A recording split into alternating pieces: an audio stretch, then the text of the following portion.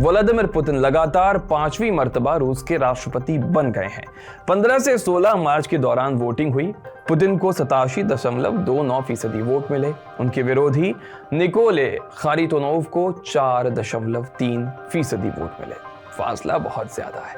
Wladyslaw दवानोकोव को 3.84% और Leonid को 3.21% वोट मिले। नतीजे आने के बाद पुतिन ने कहा, अब रूस और भी ज्यादा ताकतवर और प्रभावशाली बनेगा।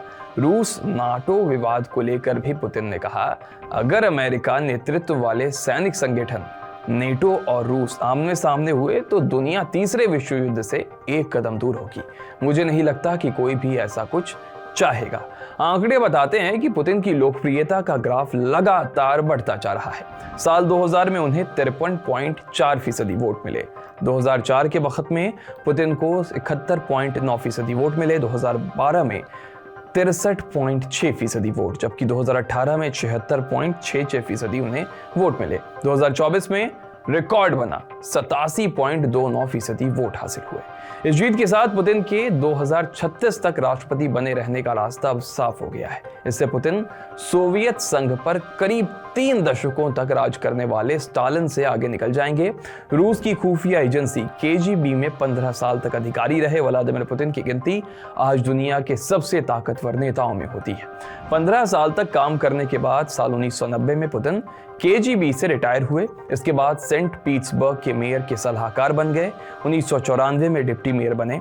1996 का वक्त आया, पुतिन मॉस्को आ गए। 1998 में वो राष्ट्रपति बोरिस के संपर्क में आए। बोरिस पुतिन को संघीय सुरक्षा सेवा यानी एफएसबी डायरेक्टर उन्हें बनाया। इसके बाद सिक्योरिटी काउंसिल में फिर वो सचिव रहे। इसी तरह रूस की रक्षा विभाग यानी क्रेमलिन में पुतिन की एंट्री हुई। इस बीच येल्त्सिन की तबीयत खराब होने लगी।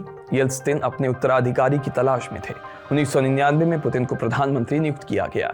31 दिसंबर 1999 को येल्त्सिन के पद छोड़ने के बाद पुतिन को कार्यवाहक राष्ट्रपति तब बनाया गया। साल 2000 में राष्ट्रपति चुनाव हुए। पुतिन चुनाव जीतकर पहली मर्तबा रूस के राष्ट्रपति बने। 2004 में भी पुतिन जीत गए। 2008 में वो चुनाव हार गए और इस बार उन्हें हराया दिमित्री ने, जो कि राष्ट्रपति बने। दरअसल रूस के संविधान के मुताबिक कोई भी शख्स लगातार 3 बार राष्ट्रपति नहीं बन सकता। इसलिए 2008 में पुतिन ने दिमित्री को राष्ट्रपति बनवाया और खुद प्रधानमंत्री बने। नवंबर 2008 में रूस के संविधान में संशोधन हुआ। अब राष्ट्रपति का कार्यकाल 4 से बढ़कर 6 साल कर दिया गया। 2012 में राष्ट्रपति पद के तीसरे कार्यकाल के लिए पुतिन जीत गए। इस दौरान उन्होंने लगातार राष्ट्रवाद को पुश किया। देश की जनता को सोवियत यूनियन वाला रसूख वापस दिलाने के लिए सपने दिखाए। 2014 में पुतिन ने क्रीमिया पर हमला करके उस पर कब्जा कर लिया। जनवरी 2020 में पुतिन ने संविधान संशोधन के जरिए 2 टर्म तक राष्ट्रपति रहने की सीमा खत्म कर दी। इसे सही साबित करने के लिए पुतिन ने जनमत संग्रह भी करवाया। अब बात करें रूस के पॉलिटिक्स सिस्टम की, तो रूस की संसद, जिसे फेडरल असेंबली कहते हैं, इसके भी भारत की तरह 2 हिस्से हैं। ऊपरी सदन को काउंसिल ऑफ फेडरेशन कहा जाता है, जबकि निचला सदन स्टेट ड्यूमा कहलाता है।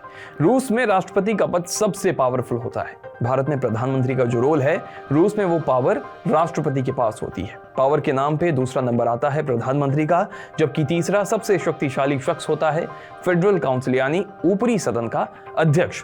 फोर्ब्स मैगजीन के मुताबिक 2013 से लेकर 2016 तक लगातार 4 बार व्लादिमीर पुतिन को दुनिया का सबसे पावरफुल पर्सन घोषित किया जा चुका है।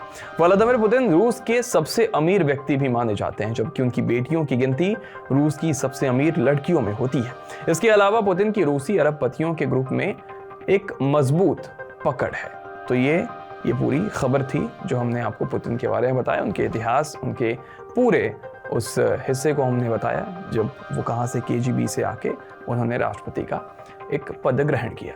बाकी देश दुनिया की खबरों के लिए देखते रहिए TV9 डिजिटल।